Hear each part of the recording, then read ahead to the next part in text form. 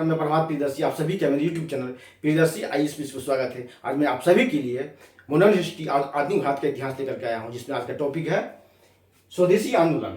तो कल मैंने करवाया था बंग विरोधी आंदोलन, बंगाल विभाजन करवाया था, क्योंकि दोनों एक साथ ही स्टार्ट होता है। बंगाल विभाजन की विरोधी आंदोलन के साथ ही स्वदेशी आंदोलन स्टार्ट होता है, लेकिन वीडियो बड़ा हो रहा था, इसलिए मैंने उसको अलग कर दिया और स्वदेशी आंदोलन को मैं अलग करवा रहा हूँ। तो ध्यान दें कि हिस्ट्री से 30 से 35 क्वेश्चन आते हैं। हिस्ट्री से 30 से 35, कभी 37 38 भी हुआ था। उस हिस्ट्री में से मॉडर्न हिस्ट्री से आधुनिक भारत के इतिहास से 25 प्लस क्वेश्चन आते हैं, तो इसको ध्यान से देखें, ठीक है। और यही आपका रिजल्ट डिसाइड करेगा। 4 टॉपिक आपको हिस्ट्री से 30-35 क्वेश्चन आते हैं, करेंट से 30-35 क्वेश्चन, जनरल साइंस से 30 क्वेश्चन और बिहार स्पेशल से 30-35 क्वेश्चन। इस 4 टॉपिक को आप कर लेते हैं तो आपका 120 से अधिक क्वेश्चन आपका पकड़ा जाएगा, 120, और यही आपका रिजल्ट डिसाइड करेगा। तो इस पर आप लोग फोकस करें, अभी समय है, ठीक है। और तो यहाँ देखें कि स्वदेशी आंदोलन, तो स्वदेशी आंदोलन कब होता है? बंगाल विभाजन की जब घोषणा होती है 19 जुलाई 1905 को, उसके बाद 7 अगस्त 1905 को कलकत्ता के टाउन हॉल में एक बैठक होती है। ये लिखे 7 अगस्त कब? 1905। कहाँ? कलकत्ता के town hall Calcutta, town hall Calcutta. क्या होती है? एक बैठक होती है, बैठक होती है, सभा होती है। इसकी अध्यक्षता कौन करते हैं? इसकी अध्यक्षता सुरेंद्र नाथ बनर्जी करते हैं। इसकी अध्यक्षता कौन करते हैं? अध्यक्षता सुरेंद्र नाथ बनर्जी करते हैं।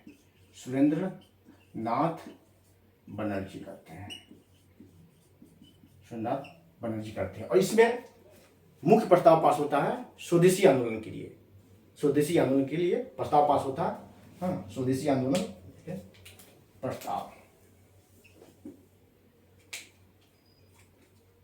स्वदेशी का प्रस्ताव पास होता है,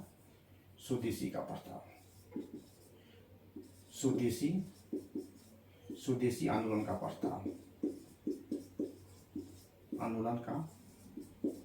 पारित होता, प्रस्ताव पारित, ठीक है। एक और क्या होता है? बहिष्कार का प्रस्ताव पारित होता है। जब स्वदेशी का प्रस्ताव पारित होगा तो बहिष्कार का, यानी कि बहिष्कार का प्रस्ताव पारित होता है। बहिष्कार का प्रस्ताव पारित,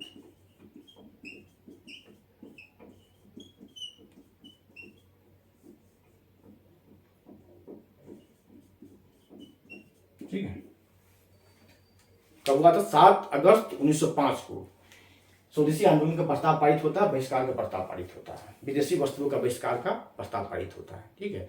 और स्वदेशी को अपनाने के लिए आंदोलन चलता है और विदेशी वस्तुओं के बहिष्कार के लिए आंदोलन चलता है। लेकिन यहाँ एक महत्वपूर्ण व्यक्ति जो बंगाल के हैं, रविन्द्रनाथ टैगोर, वो इसका विरोध करते हैं। स्वदेशी आंदोलन के और विदेशी वस्तुओं के, ब्रिटिश वस्तुओं के बहिष्कार के वो आलोचक होते हैं। यहाँ देखिए, रविन्द्रनाथ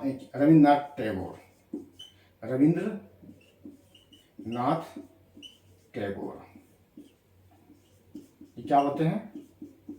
टैगोर ये क्या करते हैं? स्वदेशी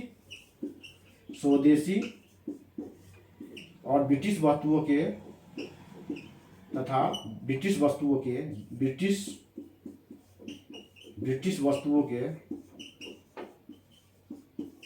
बहिष्कार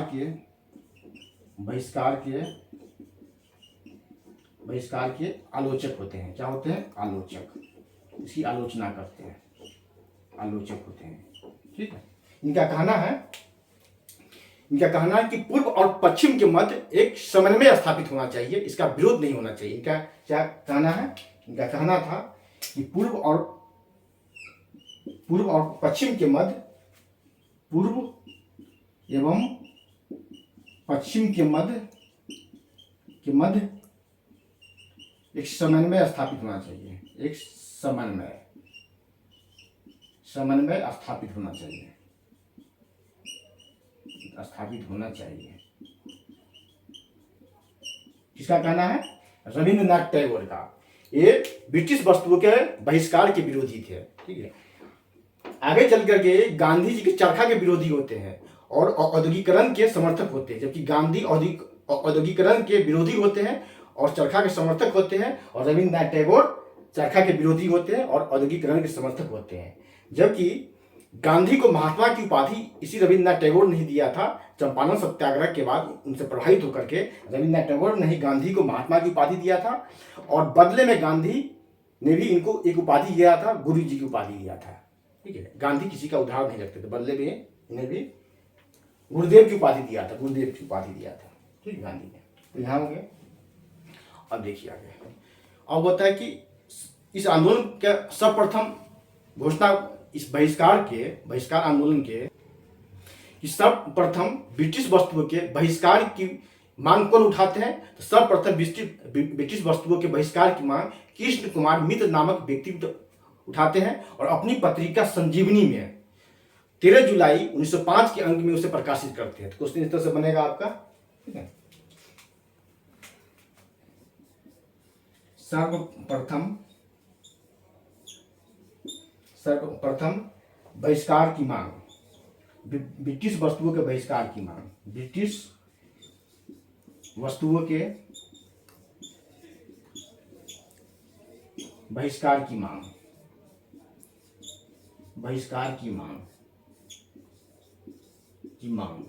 कौन करते हैं? कृष्ण कुमार मित्र नामक व्यक्ति। ठीक है, कृष्ण कुमार मित्र नामक व्यक्ति, कृष्ण कुमार मित्र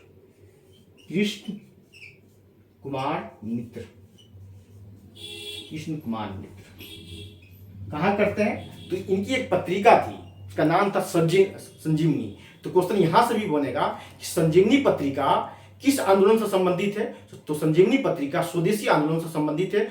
संजीवनी पत्रिका के संपादक कौन थे? तो कृष्ण कुमार मित्र थे। इसमें करते हैं अपनी पत्रिका संजीवनी में, किसमें दिख रहा है नीचे? संजीवनी में, किसमें? संजीवनी में, अपनी पत्रिका संजीवनी में। किस पत्रिका का नाम था? क्या था? संजीवनी पत्रिका। तो संजीवनी पत्रिका में 13 जुलाई 1905 को लिख लीजिए। कब? 13 जुलाई 1905, 13 जुलाई 1905। ठीक है, 13 जुलाई 1905 को प्रकाशित हुआ था। अब आगे क्या होता है कि स्वदेशी बांधव समिति की एक गठन होता है, स्वदेशी बांधव समिति। स्वदेशी बांधव समिति स्वदेशी बांधव समिति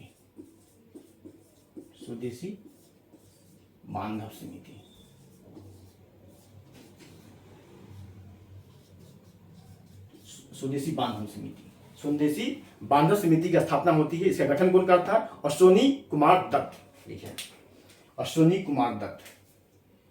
गठन कौन करता है? अश्विनी कुमार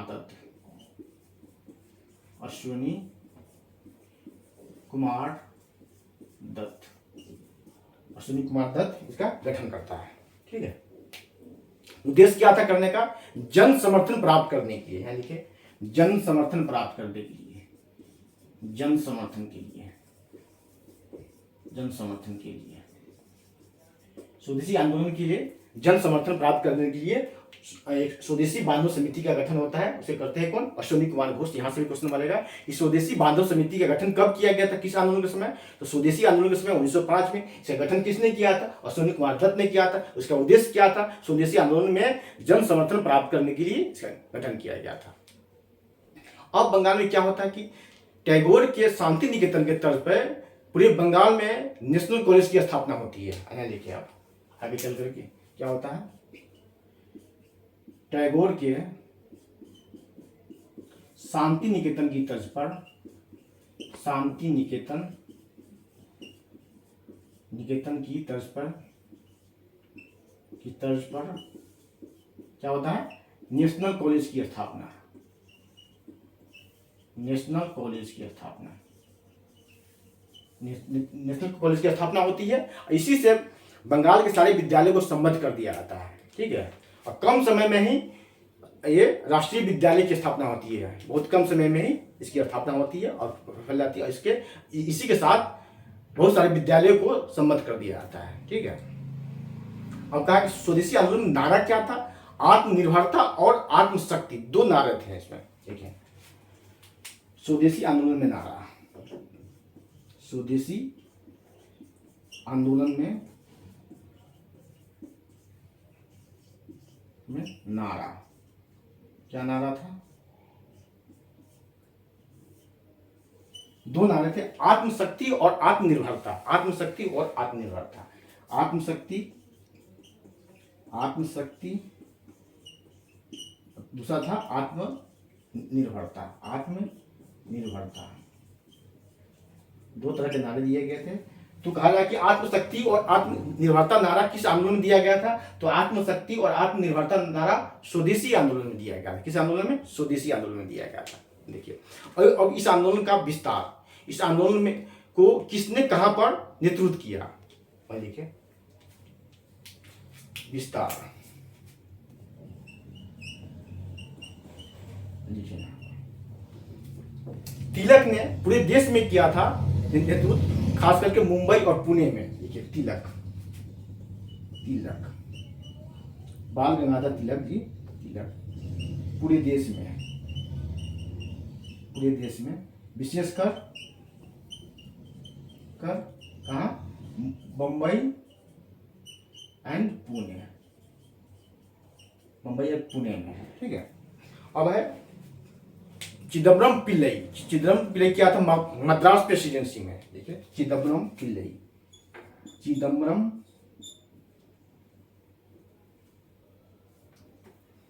चिदम्बरम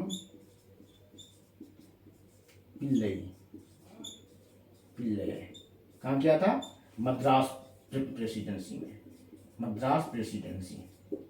ठीक है, अब लाला लाजपत राय और अजीत सिंह, पंजाब और यूपी। ठीक है, लाला लाजपत राय, लाला लाजपत राय,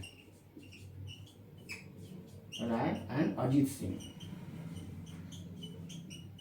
अजीत सिंह कहाँ किया था, Punjab and UP, Punjab and UP, Punjab and UP में। दिल्ली में किसने किया था, सैयद हैदर राजा साहब, किसने, सैयद हैदर राजा, सैयद हैदर, यहाँ लिखे सैयद हैदर, दिल्ली में सैयद हैदर राजा, राजा नहीं राजा, कहाँ किया था, दिल्ली में।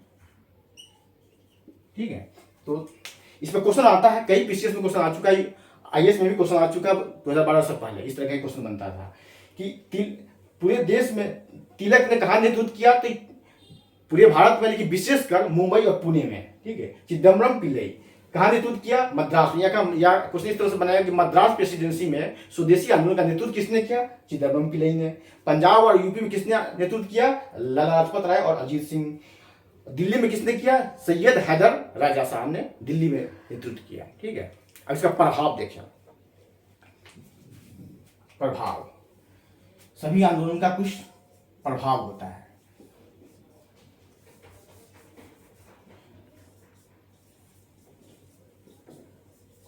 तो प्रभाव क्या पड़ेगा, आंदोलन किस लिए हुआ था, स्वदेशी आंदोलन के लिए।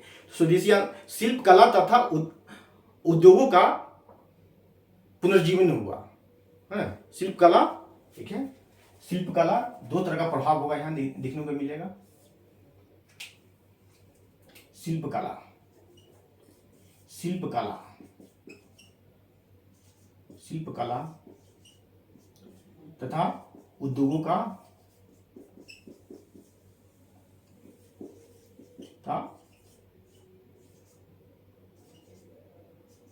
पुनर्जीवन। ठीक है, शिल्प कला तथा उद्योगों का क्या होगा, पुनर्जीवन हुआ। ठीक है, ये इसका सकारात्मक प्रभाव पड़ता है। ठीक है, अब एक और प्रभाव है कि Avanindra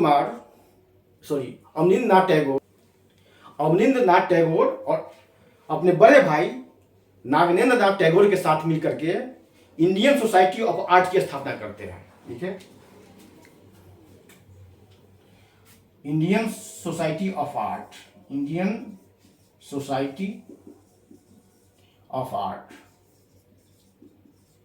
Indian society of art की स्थापना कौन करते हैं, अवनींद्र कुमार अवनींद्र नाथ टैगोर, अवनींद्र नाथ टैगोर, अवनींद्र नाथ टैगोर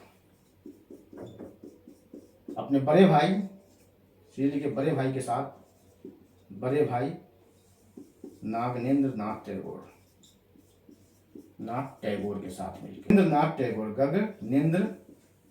गगनेंद्र नाथ टैगोर,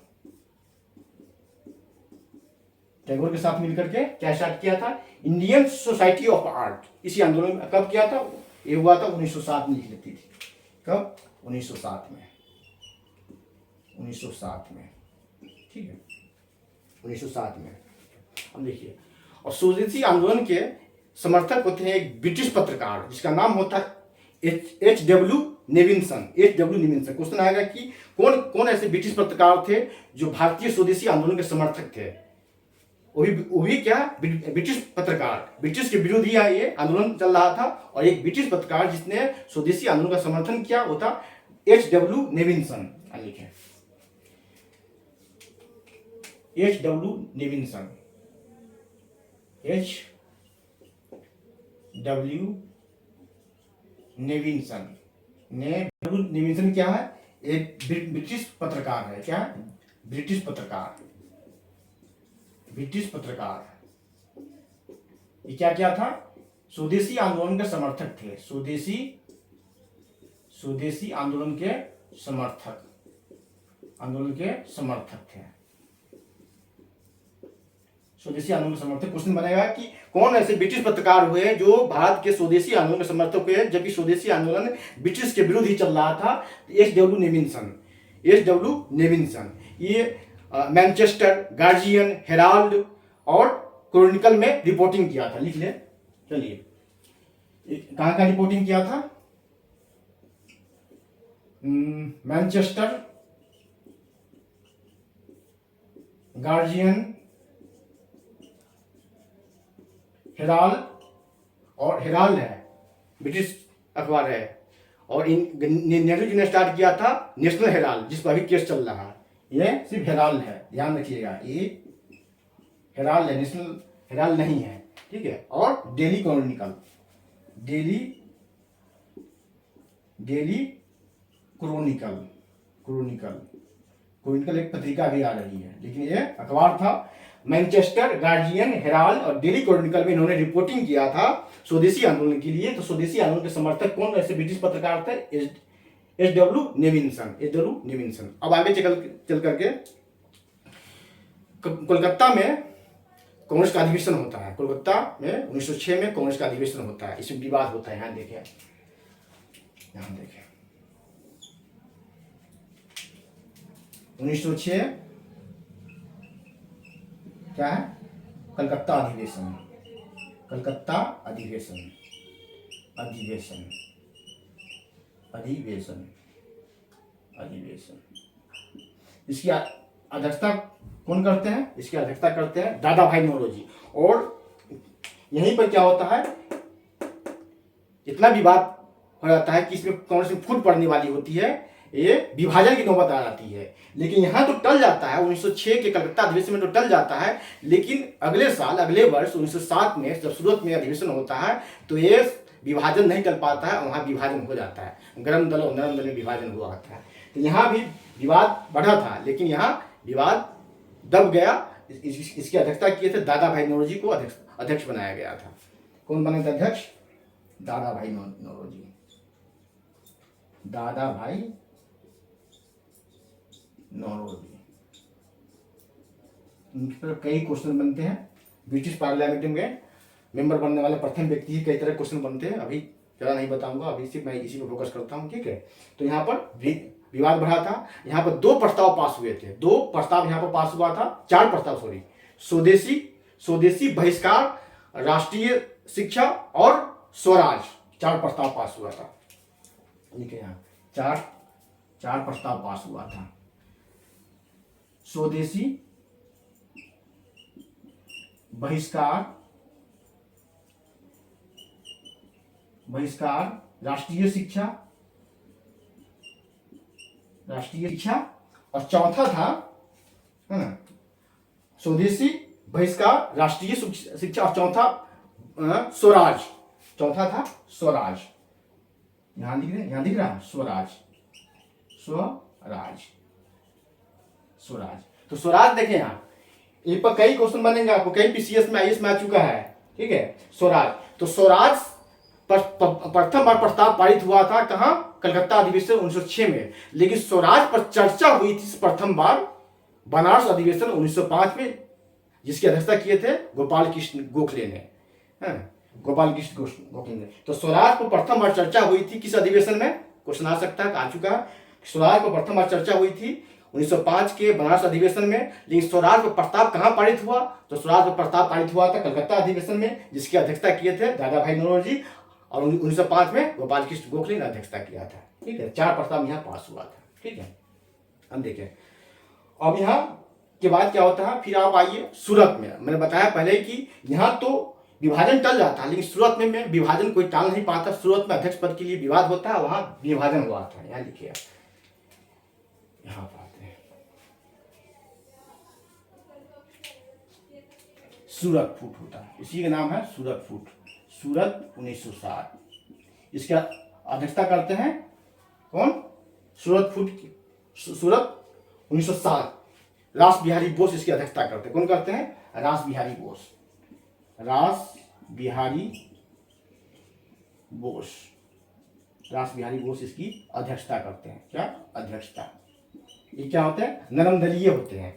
और गरम दलीय चाहते हैं कि मेरे पक्ष के लोग अध्यक्ष बने, और नरम दलीय चाहते हैं मेरे पक्ष का लोग अध्यक्ष बने। लेकिन अध्यक्ष रास बिहारी बोस अध्यक्ष बनते हैं, अध्यक्ष पद के लिए विवाद होता है रास बिहारी बोस, ठीक है। अब एक और विवाद होता है, ठीक है, कि गरम दल के लोग चाहते हैं कि इस स्वदेशी आंदोलन का विस्तार पूरे देश में चलाया जाए, विस्तार हो, स्वदेशी आंदोलन को चलाया जाए। लेकिन नरम दल के लोग चाहते हैं कि इसको बंगाल तक ही सीमित रखा जाए। तो कौन व्यक्ति थे गरम दल में जो चाहते थे इस आंदोलन को पूरे देश में चलाया जाए, तो लिखें, जगह कम है, मैं यहाँ लिख रहा हूं। यहाँ थे एक अरविंद घोष,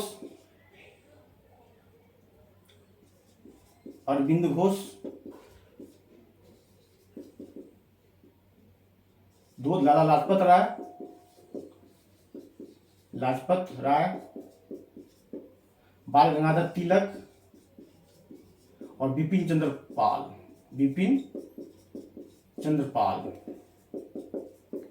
ये 4 व्यक्ति थे।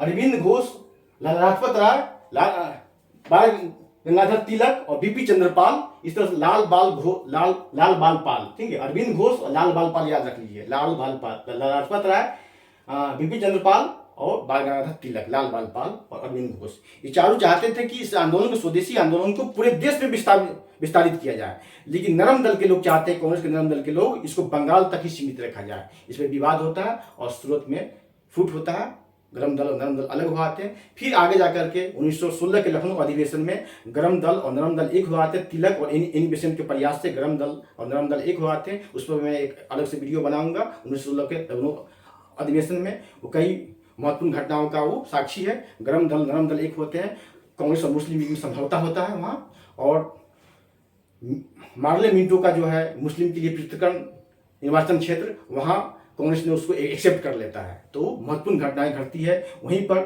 चंपारण सत्याग्रह, चंपारण आने के लिए बिहार के किसान नेता, चंपारण के किसान नेता राजकुमार शुक्ल ने गांधी से आग्रह करते हैं। तो कई घटनाओं का साक्षी है लखनऊ अधिवेशन 1916 का, उस पर मैं एक अलग से वीडियो बनाऊंगा। तो आज इतना ही, फिर अगले क्लास में मिलते हैं। आप मेरे चैनल को सब्सक्राइब करें, लाइक करें, बेल आइकन प्रेस करें, शेयर करें, और कुछ हो तो आप लिखें, कुछ पूछना हो, कुछ तरह का डाउट हो तो आप कमेंट करें, कमेंट सेक्शन में आकर के। और बहुत सारा वीडियो पड़ा हुआ है बिहार स्पेशल का, जनरल साइंस का, करंट का, और तो हिस्ट्री, मॉडर्न हिस्ट्री स्टार्ट किया, वहाँ भी जाकर के देख सकते हैं आप प्ले लिस्ट में।